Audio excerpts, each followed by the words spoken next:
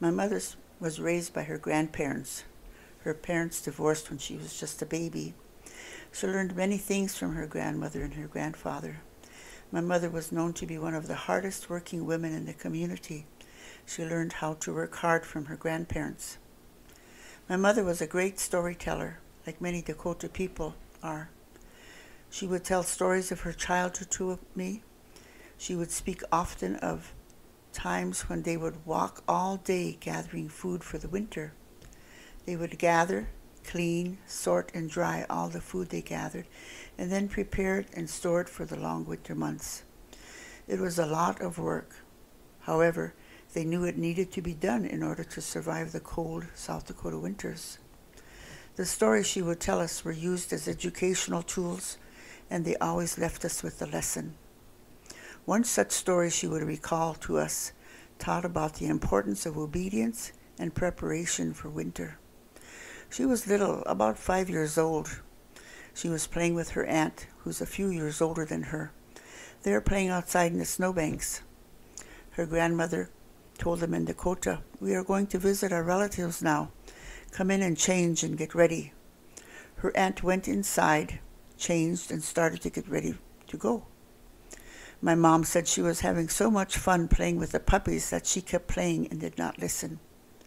Soon her grandfather came up to hitch up the team of horses to the wagon.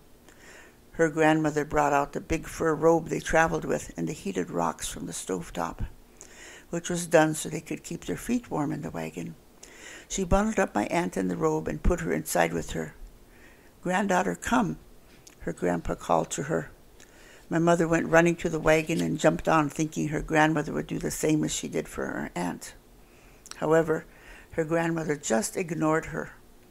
"Okay," my mother thought stubbornly to herself, "I'll just freeze back here by myself." Sitting still, she began to get colder and colder, and then she started to cry, and her nose was running, and then everything started to freeze. Poor little girl. After what seemed an hour or more, her grandmother asked her, "Are you cold, little one?" Just those words from her grandmother started a flood of sobs and tears. "Yes," she sobbed. How happy she was to hear her grandmother say to her, "Come up and get under the blankets with us." Oh, how wonderful it was to be back in grandmother's arms and in her favor again. After she stopped shivering and sobbing, her grandmother asked her, "Do you remember what I said when I called you to come?" "Yes," said my mother.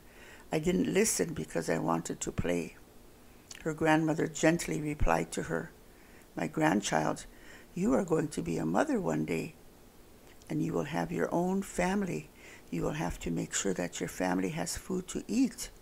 You will have to protect them from the cold.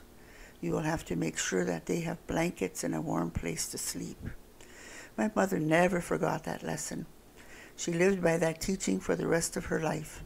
She taught it to all of her daughters and to her daughter-in-laws. We heeded her advice, and this is how we have tried to live our lives and strive to teach this to our daughters.